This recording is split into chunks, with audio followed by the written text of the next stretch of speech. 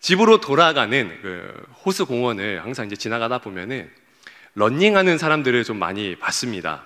연령별로 굉장히 좀 다양했는데요. 뭐 할아버지들도 계셨고요. 그리고 또 굉장히 젊은 사람들도 있었습니다. 그리고 어찌나 부지런하던지 새벽 기도를 갈 때 그렇게 깜깜함에도 불구하고 그 깜깜한 와중에서도 아침에 일찍 일어나서 러닝 하시는 분들도 계셨고요. 그리고 또 저녁 늦게 막 11시 뭐 이렇게 퇴근할 때도 있었었는데, 그때 이제 지나갈 때에도 저녁 늦게도 이제 건강을 위해서 러닝을 하시는 분들을 이제 간혹 보기도 했습니다. 저희 이 청년부 안에서도 뭐 각자 서로 마음에 맞는 사람들끼리 러닝을 하는 것을 제가 이제 또 보았었거든요. 참 이제 건강을 위해서 열심히 살아가는구나라는 생각이 들었습니다. 특히 또 이제 요즘 SNS를 보니까 이제 크루라고 해가지고 다들 아실까 모르겠는데, 예전에는 이제 동호회로 모여서 이제 러닝을 했다라고 하면은 그거보다 좀 더 이제 가벼운 모임이죠. 그냥 정해놓은 시간 안에 서로 간에 친교를 가지지 않고 그냥 우르르 모였다가 각자의 목표를 이루고 헤어지는 그런 크루 모임이 있는데, 이제 호수공원에 보니까 이제 달리기를 위해서 이제 크루가 결성이 되어가지고 그냥 뭐 서로 교제하지 않고 정해진 시간에 모여서 달리기 와라라라라 이렇게 열심히 뛰고, 그리고 마치고 나서 그냥 간단하게 인사만 하고 헤어지는 그런 모임이 있더라고요. 그런 모임까지도 이제 하면서 어떻게든 건강을 지키려 하는 그런 모습들을 제가 이제 보았었습니다. 우리가 이제 흔히 생각했을 때 이 러닝, 달리기의 모습이 그냥 하나의 뭐 이런 취미생활, 그리고 또 건강을 위해서 하는 어떤 그런 운동으로 이제 가볍게 생각을 하는데요. 그런데 오늘 성경에서의 달리기의 개념은 그냥 건강과 취미 정도의 그런 달리기의 개념이 아니죠. 운동, 경기의 모습을 가지고 있습니다. 특히 오늘 말씀에서는요, 달리기를 복음을 위해 살아가는 우리의 인생과도 같다라고 이제 말씀을 하고 있습니다. 인생을 편하게 이제 살아가듯이 정말 우리가 이제 러닝할 때도 이제 그렇게 편하게 살고 싶고, 또 가볍게 러닝하듯이 인생을 편하게 살고 싶은 우리의 마음이 있는데요. 그런데 우리 주님께서는 우리의 신앙의 이 인생의 달리기의 인생이 결코 이렇게 쉽지 않다라고 이야기해 주는 말씀이 오늘의 말씀입니다. 그래서 오늘의 말씀을 본격적으로 더 살피며 깊이 들어가 보도록 하겠습니다. 바울은 12절에서 자신이 어떤 달리기를 하는지 이제 두 가지 측면에서 이야기를 하고 있는데요. 다 함께 12절 말씀 큰 목소리로 읽도록 하겠습니다. 시작. 내가 이미 얻었다 함도 아니요 온전히 이루었다 함도 아니라 오직 내가 그리스도 예수께 잡힌 바 된 그것을 잡으려고 달려가노라. 자, 첫 번째로는 무엇을 이야기하고 있느냐? 내가 이미 얻었다 함도 아니요 온전히 이루었다 함도 아닌 상태에서 달려갔다라고 이야기를 합니다. 이게 무슨 뜻일까요? 자신이 이루지 못한 것이 있다라고 하는 거죠. 그래서 이루지 못한 것을 이루기 위해서 달려갔다라고 하는 겁니다. 이렇게 이해하시면 될 것 같아요. 최근에 이제 수능이 있었죠. 아마 이 자리에 수능을 보신 분들도 이제 계실 거고요. 그리고 또 우리 젊은 사람이라고 하면은 어느 누구나 수능을 한 번씩은 좀 보지 않았을까 생각이 드는데요. 시험을 보신 분들 다들 아실 겁니다. 그 시험을 위해서 정말 최선을 다하잖아요. 그죠? 시험을 치기 전날까지 긴장하면서 긴장을 늦추지 않죠. 저도 당일날에 시험을 치르고 또 이제 나서도 대학을 합격을 하기 위해서 전략을 짜고 도저히 안 되겠어서 그 나머지 그 1년도 이제 재수를 하면서 그 자신의 인생을 온전히 이제 대학 합격이라고 하는 그 목표를 향해서 긴장하지 않고 달려갔었던 그런 기억이 있는데요. 바로 그런 상태입니다. 이미 얻었다 함도 아니요 온전히 이루었다 함도 아니라는 상태. 그러니까 완전 초긴장 상태로 내가 설정한 목표를 향해서 열심히 달려가고자 하는 그런 자세를 이야기하는 겁니다. 그런데 무엇을 방심하지 않느냐? 그것을 잡을 때까지, 목표를 이룰 때까지 방심하지 않는다라고 하는데, 그 방심하지 않는 대상이란 바로 14절에 나오는 표대, 즉 부르심의 상을 이야기하는 것입니다. 그리고 또 여기서 상은 무엇이냐? 쉽게 이야기해서 예수님과 영원히 살 수 있는 그 날, 부활의 순간을 이야기하는 것입니다. 여러분, 부활만큼 사실 우리 사람 사는 세상에서 최고의 상은 없을 것이라 생각을 합니다. 왜죠? 최고의 권력자라고 칭해졌던 역사상의 인물 진시의 황제도 자신이 영원히 살아가려 그렇게 유명한 약초들과 그리고 의원들을 찾아다녔지만 결국 영원히 살지 못했잖아요. 그리고 또 여전히 지금 이 시대에서도 이 죽음의 문제를 해결하려 정말 천문학적인 엄청난 단위의 돈을 쏟아붓고 있습니다. 병이라든지 아니면은 이 노화 방지, 뭐 화장품이라든지 아니면 먹는 것, 정말 우리가 좀 많이 쏟아붓지 않습니까? 보톡스를 맞는다든지 뭐 이게 피부를 피고 막 이런 일들, 이걸 왜 합니까? 어떻게든 젊어 보이려고, 젊게 살려고, 죽지 않으려고 그런 것들을 하잖아요. 그러니까 이 부름의 상, 그러니까 이 상 중에서도 가장 중요한 이 부활의 상이라고 하는 것은 이 세상 가운데서 더 나은 상은 없다라고 하는 것이죠. 그런데 그 영원한 상, 부활을 우리 주님께서 상으로 주신다라고 하는 겁니다. 그리고 바울은 그 상을 받을 때까지 방심하지 않겠다, 집중하겠다. 그것을 아직 이루지 못했기 때문에, 물론 예수님을 믿었기 때문에 그 부활이 나에게 선물로 주어졌지만 아직 이루어진 것은 아니기에 열심으로 달려가겠다라고 이야기를 하고 있는 거죠. 자, 그리고 두 번째인데요, 어떤 상태로 또 달려갔느냐? 예수께 잡힌 바 된 상태로 달려갔다라고 이야기를 합니다. 이게 어떤 의미일까? 자, 잡혔다, 사로잡히다라고 하는 이런 의미는 정말 여러 곳에 쓰이죠. 예를 들어서 광기에 사로잡히다라고 이야기를 했을 때는 2차 세계대전을 일으켜서 아리아 민족이 세계를 지배해야 한다라고 하는 이상한 광기에 사로잡혔던 이 히틀러가 이제 생각이 날 겁니다. 그리고 또 이제 사랑에 사로잡혔다라고 했을 때는 아내를 끔찍히도 사랑하는 제가 생각이 나겠죠. 그죠? 예, 물론 제가 이렇게 해야 결혼 생활이 유지되기 때문에 이렇게 한마디씩 가끔 해야 됩니다. 이해해 주시고. 예. 그리고 또 그것이 아니라면, 여러분들 잘 아시는 춘향전, 이몽룡을 너무나 끔찍히 사랑한 나머지 이제 절개를 끝까지 고통 속에서도 지켜갔던 춘향이가 또 생각이 날 거고, 그리고 또 이루어질 수 없는 사랑을 포기하지 않고 끝까지 사랑했던 로미오와 줄리엣 같은 그런 소설의 인물들도 이제 생각이 날 겁니다. 그리고 또 이제 복수에 사로잡혔다라고 이야기를 한다라고 하면은 로마 시절의 배경으로 이제 영화가 하나 이제 만들어진 게 있는데 정말 재밌었던 글래디에이터라고 하는 영화 잘 아시죠?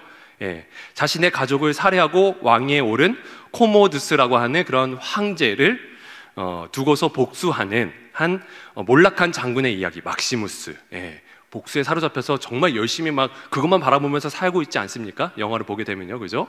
예, 그것이 또 이제 복수에 사로잡힌 인생을 좀 떠올릴 수 있게 하는 부분이 아닐까 생각이 됩니다. 자, 이렇게 사로잡혔다라고 하는 것은요, 오직 그 목표만 향해서 달려가는 거죠. 절대 다른 주변을 보지 않고 푹 빠져서 살아갑니다.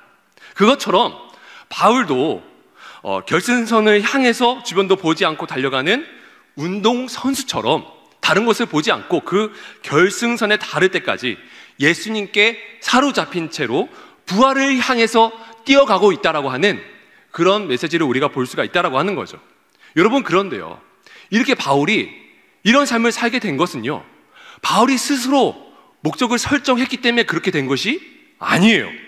사실 바울의 삶의 목표가 무엇이었죠? 우리가 성경을 잘 알기 때문에 우리가 바울이 어떤 삶을 살았는지 잘 아시잖아요. 바울의 삶의 목표는 유대인으로서 그리고 바리새인으로서 예수님 믿는 사람들을 핍박하면서 사는 게 삶의 목표였죠. 그래서 그리스도인들을 핍박하며 사는 것에 자신의 그 모든 것을 내던지고 살았던 사람이었죠. 그런데 바울이 어떻게 됐습니까? 예수님께 사로잡히게 되죠.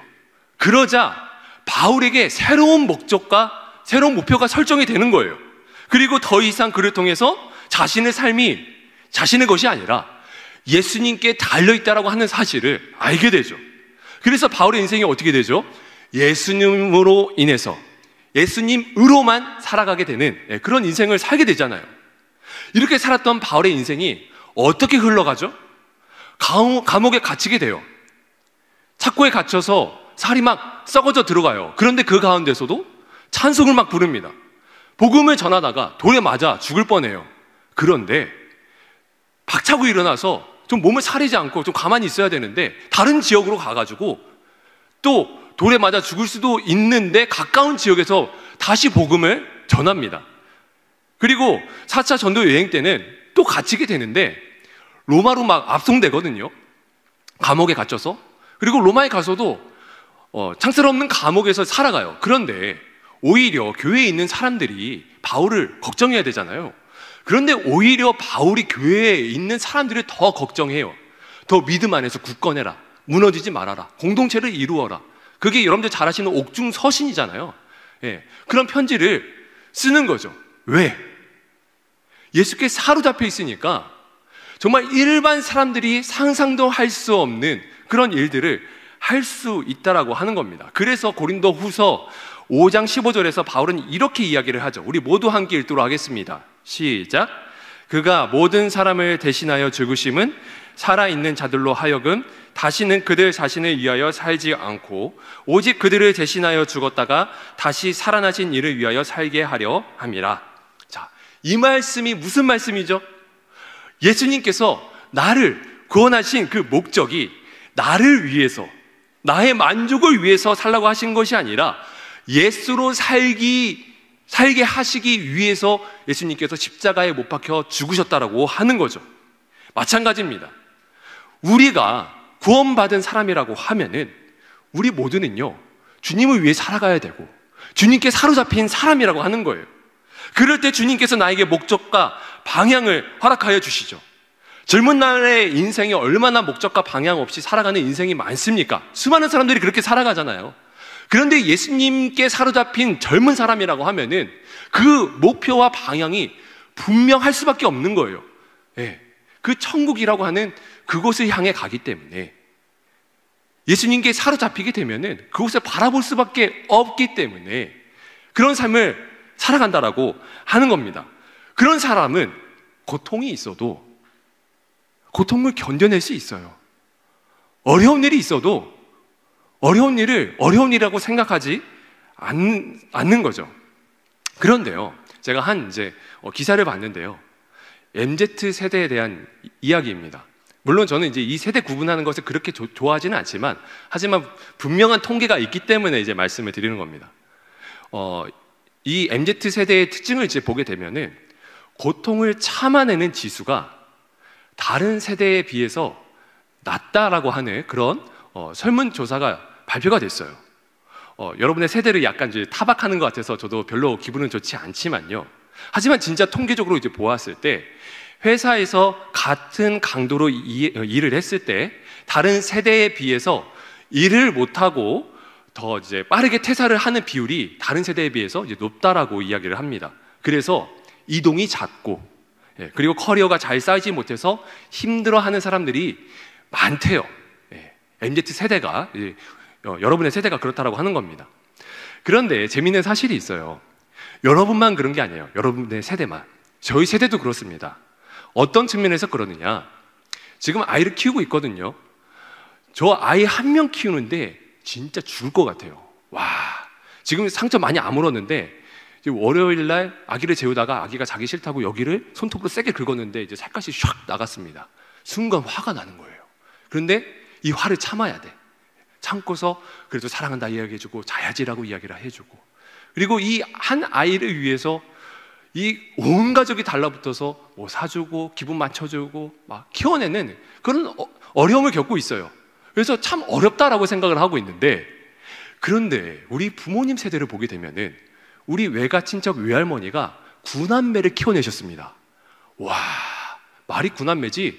이 첫째 분과 우리 마지막 분의 나이 차가 거의 20-30년 차예요. 예, 20-30년 동안 아이를 키우고 길러낸 거예요. 그러니까 저는 이 한 아이도 힘들어 죽겠는데 그 부모 세대들께서 아이를 키워낸 그 노력과 그 어려움에 비하면 사실 아무것도 아닌 거죠. 그래서 저희 어머니와 그리고 특히 저희 장모님을 보게 되면은 와, 정말 대단하시다라는 생각이 들고 어떻게 저렇게 사셨을까라는 생각이 드는 거예요. 그러면서 우리 세대의 연약함을 보게 되는 거죠. 예.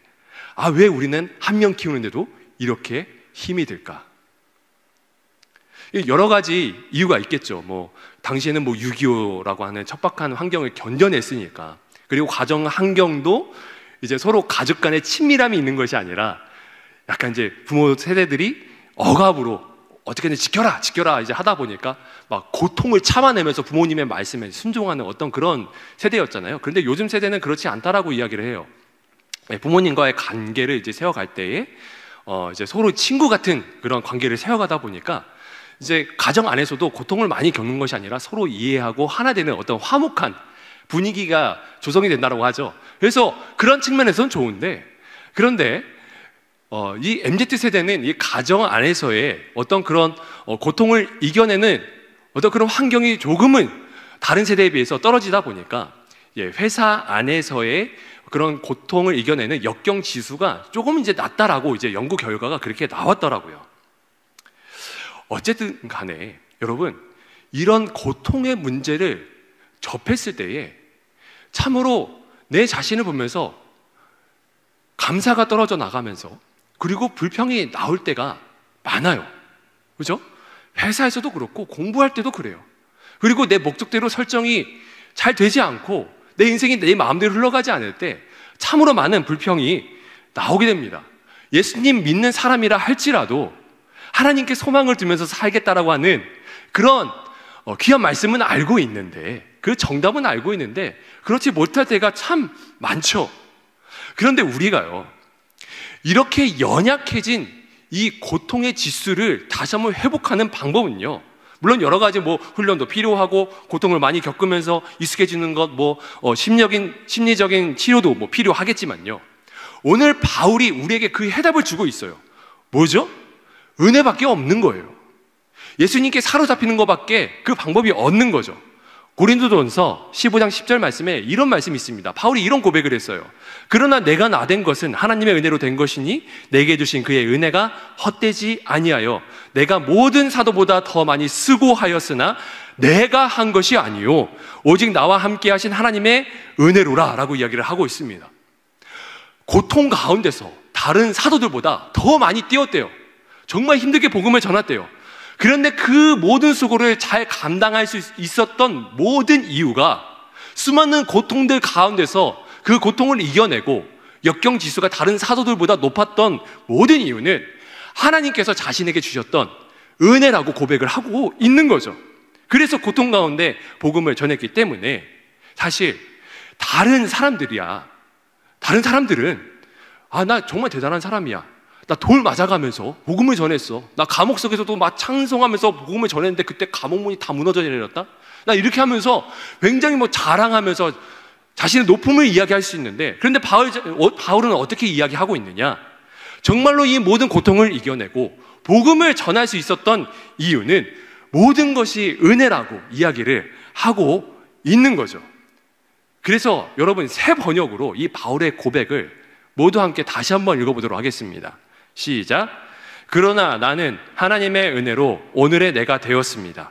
나에게 베풀어 주신 하나님의 은혜는 헛되지 않았습니다. 나는 사도들 가운데 어느 누구보다도 더 열심히 일하였습니다. 그러나 이렇게 한 것은 내가 아니라 나와 함께 하신 하나님의 은혜입니다. 아멘. 정말 아멘이지 않습니까? 네. 그래서 바울은 늘 예수 그리스도께 사로잡혔기 때문에 십자가의 구원의 은혜를 항상 누렸어요. 우리가 그렇게 항상 지키고 싶고 그리고 계속 되었으면 하는 그 십자가의 은혜, 그것을 항상 누렸죠. 그리고 그것을 항상 마음속에 담아두고 예수의 흔적이 있음을 묵상했습니다. 그래서 당시에 수많은 사람들이 핍박을 가했을 때 교회 안에서 형제를 배신하고 배교를 그렇게 많이 했지만, 하지만 오히려 바울은 은혜가 고통보다 더 크게 역사함을 알았기 때문에, 그리고 그것을 소망했기 때문에 그 고통을 이겨낼 수 있었다라고 하는 겁니다. 그래서 예수님께 사로잡힌 바 되어서 인생을 복음을 위한 달리기로 살아갈 수 있었다라고 하는 거죠. 여러분, 그래서 은혜밖에 없습니다. 우리에게는요, 은혜밖에 없습니다. 여러분, 예수님께 사로잡히고자 하는 마음이 있으시죠? 주님께 사로잡히고자 한다면 반드시 그 은혜를 구하셔야 합니다. 사실 우리가 예수님을 믿는 순간 이도저도 아닌 모습으로 사는 게 아니라요, 우리는 사로잡혀서 뒤도 돌아보지 않고 살아가는 게 진짜 우리가 살아가야 될 삶이에요.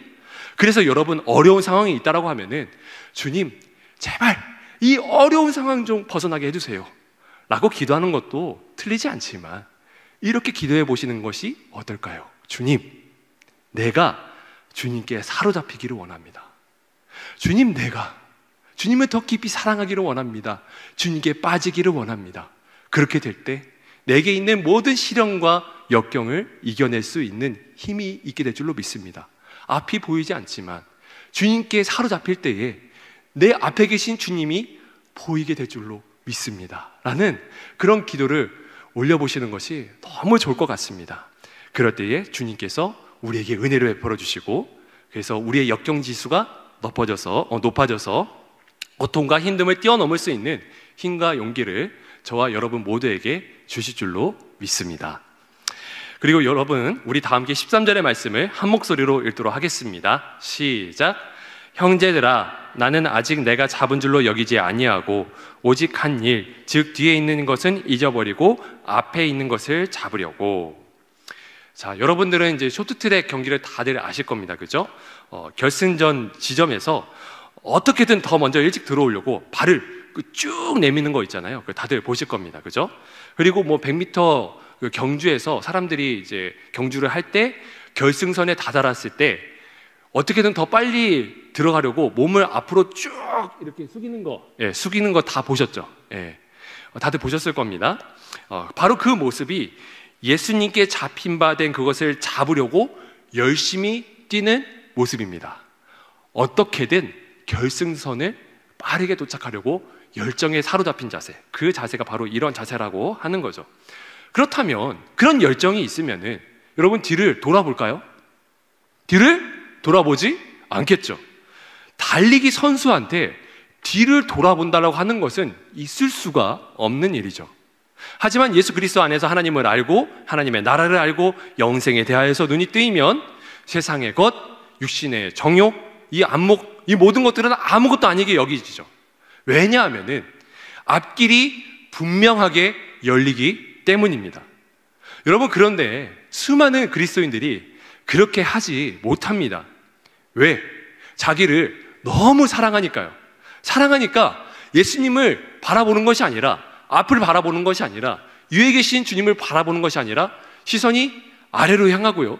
아래로 향하니까 자꾸 다른 곳에 신경이 쓰이게 되고, 그래서 롯의 아내가 두고 온 것이 아까워서 뒤를 슉 돌아본 것처럼 우리도 뒤를 돌아보게 되는 거죠.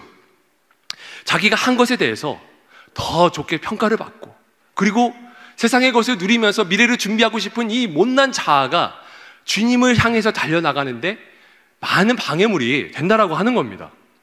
그래서 우리가 이 말씀을 들으면서 우리가 생각해야 될 게 있어요. 나를 자꾸 뒤돌아보게 하는 것은 무엇인가?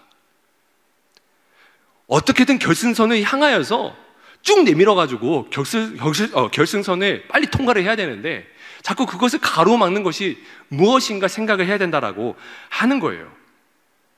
여러분들은 그것을 무엇이라 생각하십니까? 제가 생각하기로는요, 젊은 세대들을 자꾸 뒤돌아보게 하는 것은 저는 미래라고 생각을 합니다. 미래. 물론 미래를 위해서 열심히 준비하고 열심히 살아가는 것은 맞습니다. 그런데 그 미래는요, 우리 예수님께 사로잡히면 보이는 것이거든요.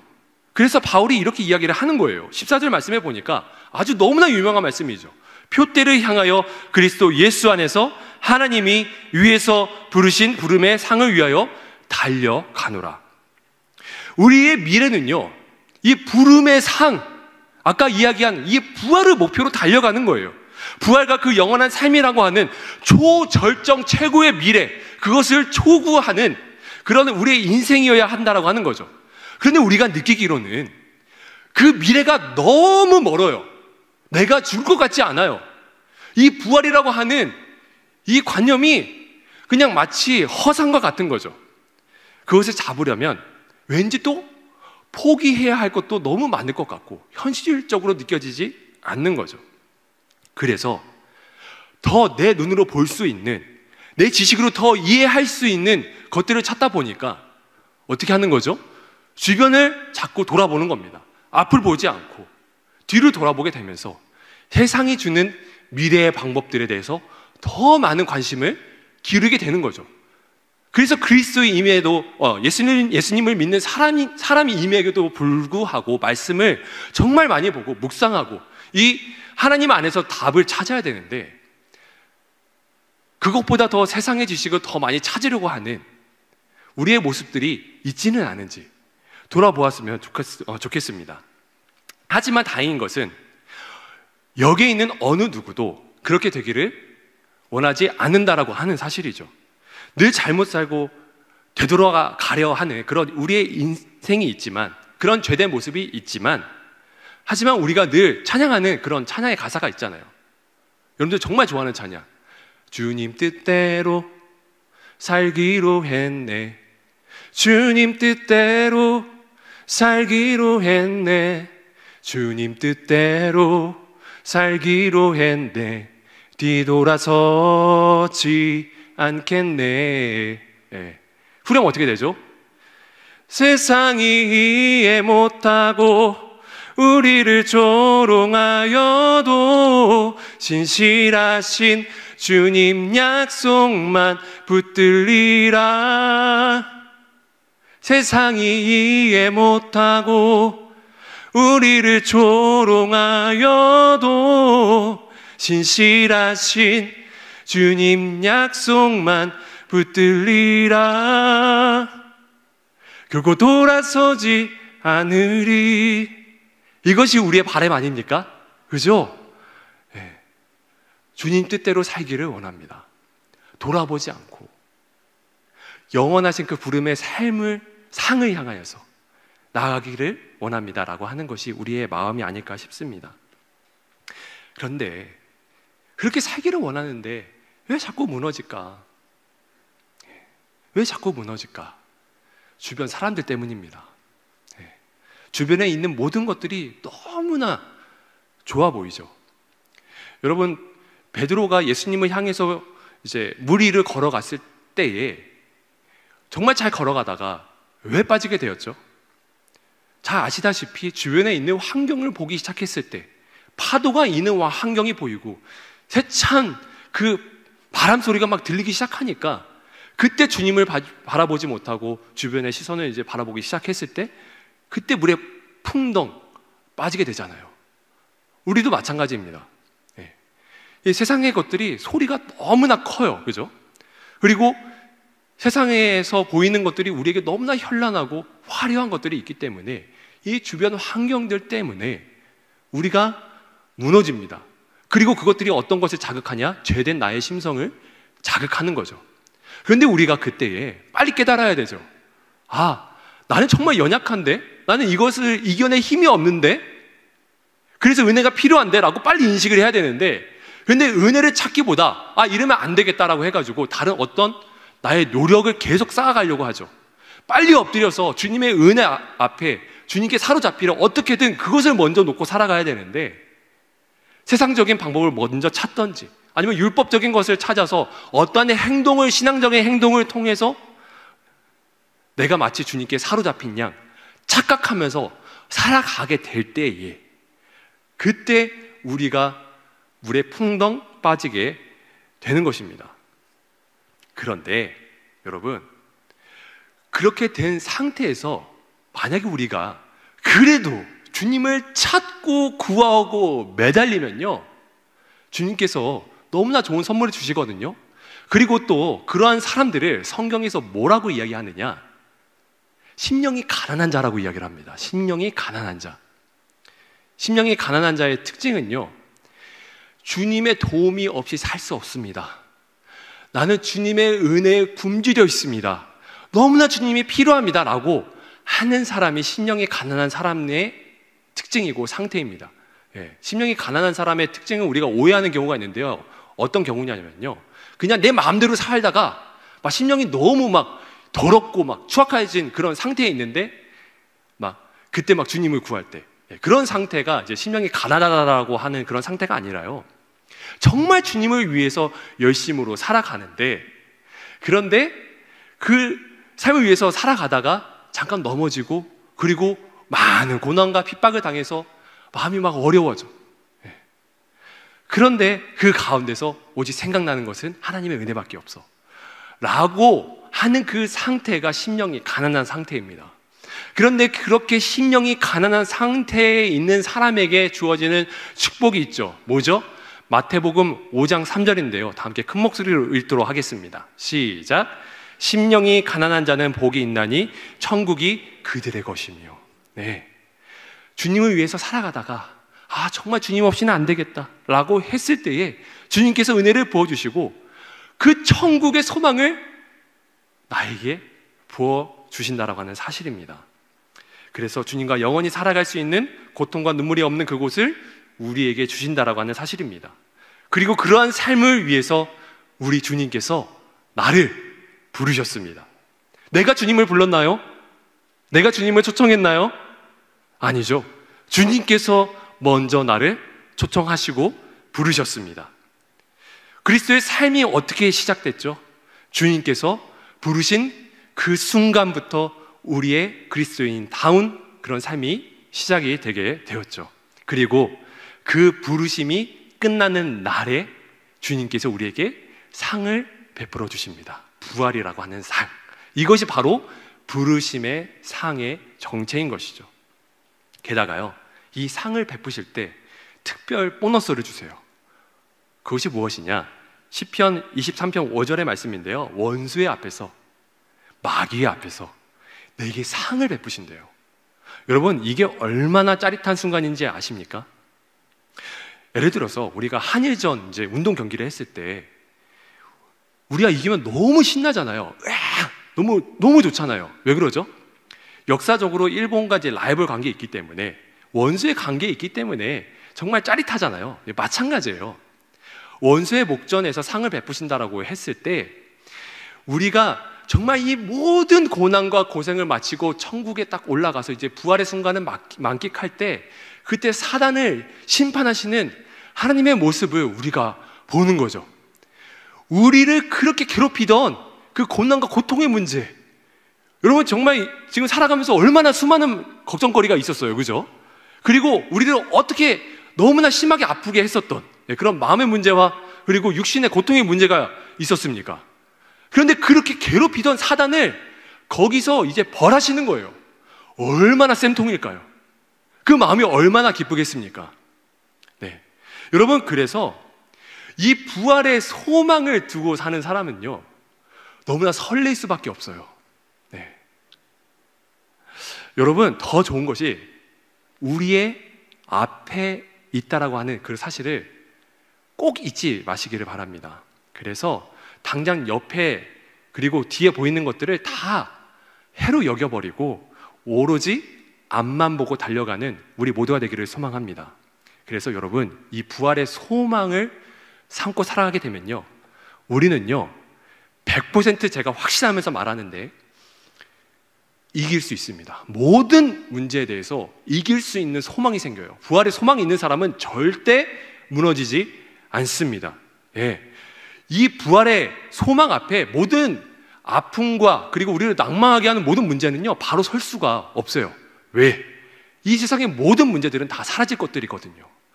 무엇만이 영원합니까? 주의 말씀만이 영원하시고 예수 그리스도의 신실한 언약 그리고 그분의 은혜만이 영원하시기 때문이죠. 여러분, 그래서 우리의 모든 문제가 이 부활을 표대로 삼지 않기 때문에 그 어려움으로 인하여서 우리 삶의 감사가 사라지게 되고 우리의 신앙이 무너지게 되는 겁니다.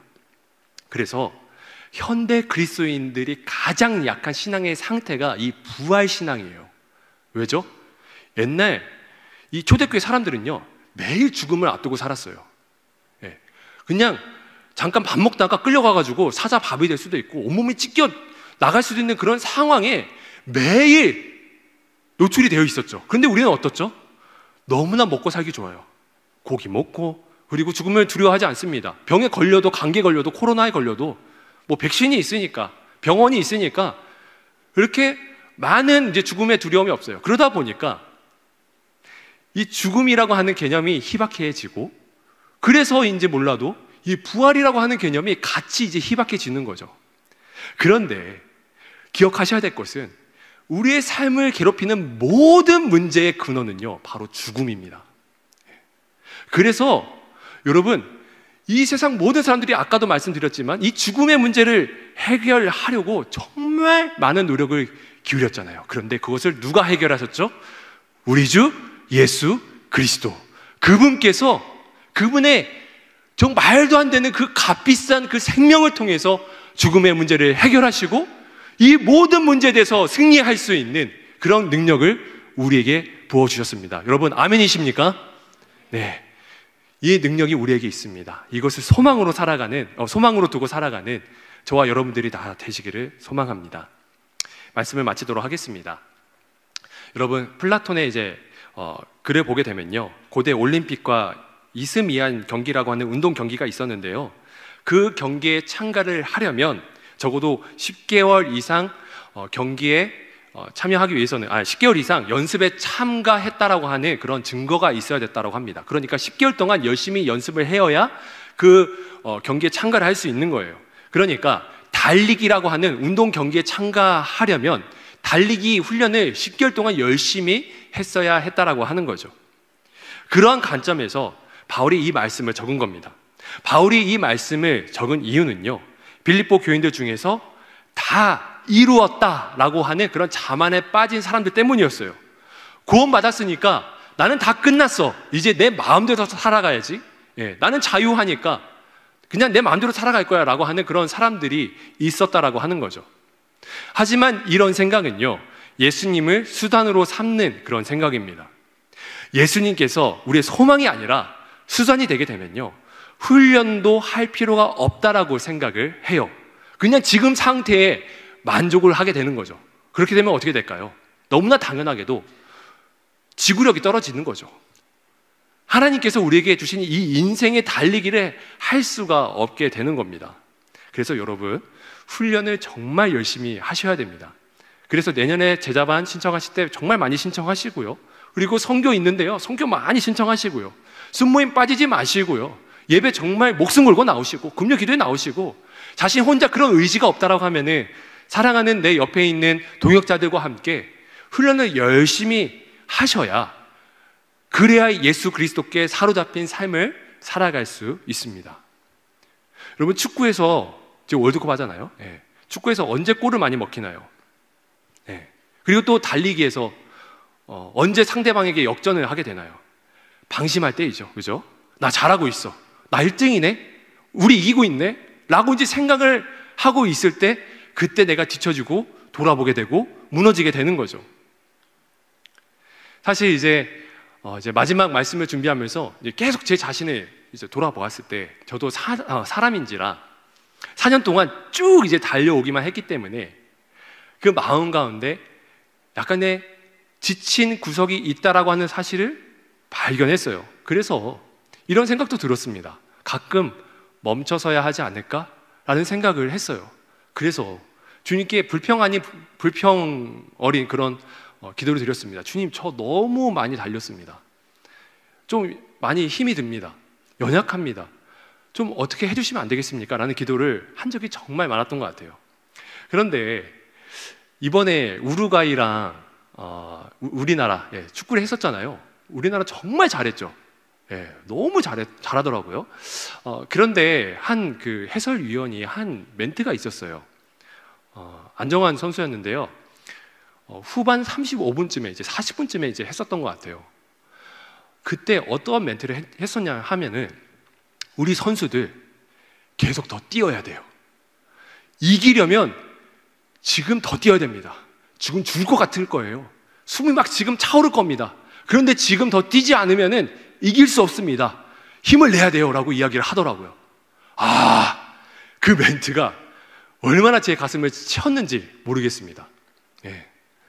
저는 이제 4년 동안 열심히 했기 때문에 나름대로 막 위안을 삼으려고 했어요. 막 자기 체면을 건 거죠. 나 열심히 했어, 그래, 이 정도면 됐어 라고 생각을 했는데, 그런데 그 축구 경기를 통해서 들려오는 메시지들이 그런 게 아니라, 아니야, 지금 더 뛰어야 되지 않겠니? 라는 그런 메시지를 하나님께서 주시는 것 같았습니다. 네.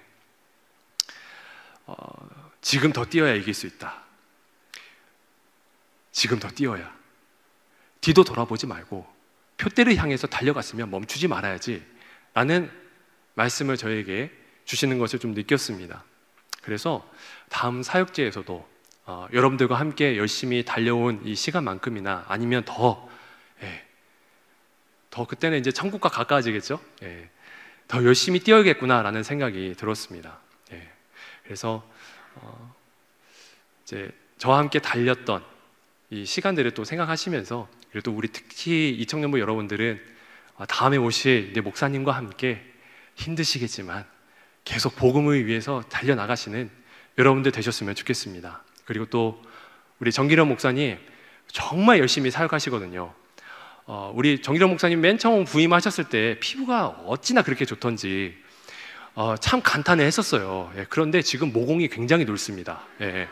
블랙헤드도 가끔 보이기도 하고 막 그래요. 그만큼 고생을 한다라고 하는 거죠. 매일 저녁 늦게까지 막 새벽에도 매일 일찍 일어나가지고 쉬지 않고 지금 1년간 달려오시면서 정말 건강 많이 상하셨어요. 어제 같이 차를 타고 가면서 그렇게 이야기를 하시더라고요. 목사님, 하나님께서 저에게 건강을 더 주셔가지고 더 열심히 달렸으면 좋겠어요 라고 그렇게 이야기를 하시더라고요. 그 말을 듣는데 가슴이 얼마나 이제 찡한지, 정말 열심히 하시는구나. 정말 우리 청년분들 정말 주님 앞에 바로 세우려 열심히 달리고 계시는구나 라는 생각이 들었습니다. 그래서 저를 위해서도 제가 지금 기도해야 될 그런 시기이지만, 하지만 우리 정기련 목사님을 위해서 더 기도 많이 해야겠다라고 생각을 했고요. 그리고 또 이제 저를 대신해서 오시는 목사님을 위해서도 정말 끊이지 않고 계속적으로 멈추지 않고 기도를 해야겠다라는 생각이 들었습니다. 그리고 또 여러분도 아낌없이 주님의 복음을 위해서 달려나가는 우리 사역자들과, 그리고 또 우리 리더분들을 위해서, 그리고 또 우리 옆에 있는 신실한 동역자들을 위해서 함께 응원해 주시고 기도해 주시면 감사하겠습니다. 그래서 오늘의 말씀이 힘든 세상을 살아가고 있는 여러분에게 많은 도전이 되었길 바랍니다. 그래서 함께 자만하지 말고 믿음 가운데 달려나가는 저와 여러분이 되었으면 좋겠습니다. 저는 비록 떠나지만 이 기도라는 전파를 통해서 윈공이성으로 계신 우리 하나님을 통해서 기도로 연결될 수 있거든요. 그래서 함께 기도로 동역하는 그런 우리 모두가 되었으면 좋겠고요. 그리고 또 4년 동안 열심으로 달릴 수 있게 응원해 주신 여러분들께 다시 한번 진심으로 감사드립니다. 여러분 덕에 제가 지금까지 사역한 연수 중에 가장 행복한 4년을 보낼 수 있었습니다. 그래서 저도 다음 사역지 저는 이제 부산으로 내려가는데요. 그리고 또 이제 청년 사역은 여기서 이제 잠깐 멈추고 이제 작년 사역으로 이제 들어가게 되는데, 그곳에서도 여러분들과 같은 너무나 예수님을 사랑하는 귀한 분들과 함께 주님께서 핏값으로 주고 사신 이 귀한 교회를 위해서 열심히 사역하도록 하겠습니다. 하나님의 평안과 은혜가 여러분들의 삶 가운데 가득하기 주님의 이름으로 축원드립니다. 네, 우리 함께 감사합니다. 네. 처음 이렇게 격렬한 반응을 해주셔서 감사합니다. 네, 우리 함께 이제 좀 찬송 부르시고 또 우리 이 말씀을 두고서 뜨겁게 기도하고자 하는데요. 이 말씀의 내용을 가지고서 부르는 찬양입니다. 네, 정말 좋아하는 찬양이기도 하고, 그리고 또 우리가 이 찬양의 가사를 결코 잊지 않고 끝까지 달려갔으면 좋겠습니다. 참 힘이 드시죠? 그런데 그래도 우리는 달려야 하는 사람들이고, 그 힘듦을 느끼지 않기 위해서는 주님께 사로잡힘, 그것이 될 때 우리의 모든 역경과 고난을 이겨낼 수 있는 큰 힘이 주어지게 될 줄로 믿습니다. 우리 함께 마음 다해서 고백하도록 하겠습니다.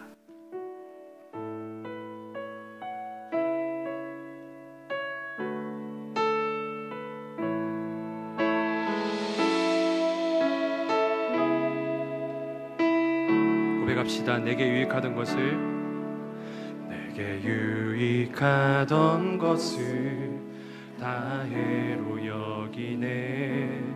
구주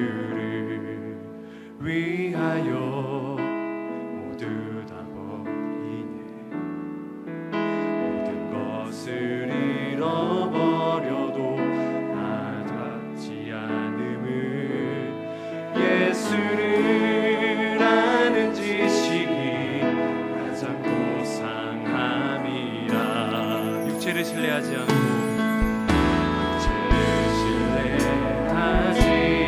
겸손한 마음으로 부활의 능력과 고난에 참여하며 그의 죽으심을 본받아 그리스도를 얻고 예수의 안에서 발견되려 함이야.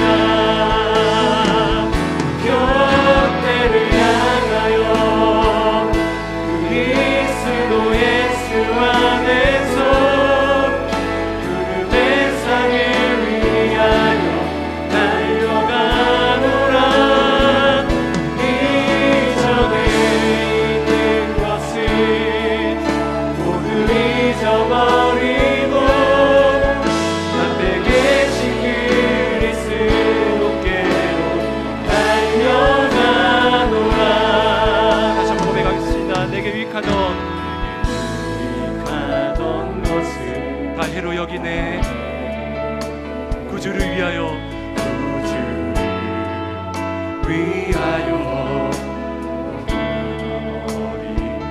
모든 것을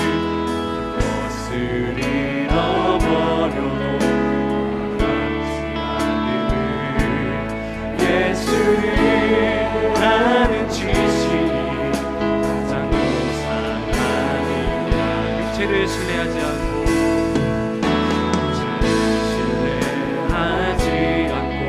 겸손한 마음으로 부활의 능력과 고난에 참여하며 죽으심을 그리스도를 얻고 예수 안에서 예수의 발견되려 합니다. 발견되려 합니다. 고백합시다. 교태를 향하여 그리스도 예수 안에서 구름의 상을 위하여 달려가노라. 이전에 있는 것을 모두 잊어버리고 앞에 계신 그리스도께로 달려가. 고백합시다. 교태를 향하여 그리스도 예수 안에서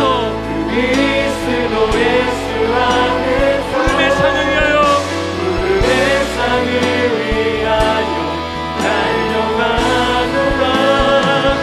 이전에 있는 것을 모두 잊어버리고 앞에 계신 그리스도께로 달려가노라. 율법에서 난 것이 아니요 율법에서 난 것이 아니요 오직 그리스도를 믿는 믿음으로 난 것이라. 교태를 향하여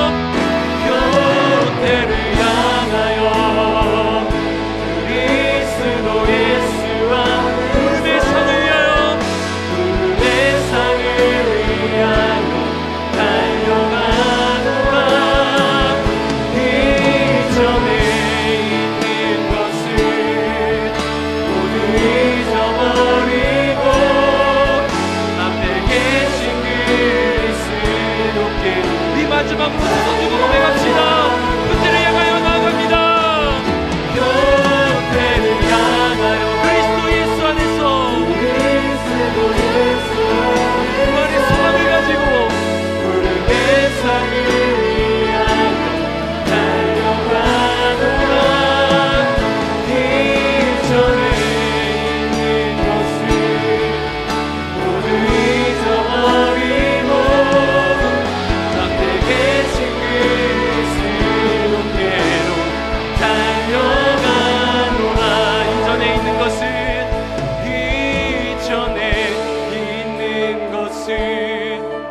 모두 잊어버리고 앞에 계신 그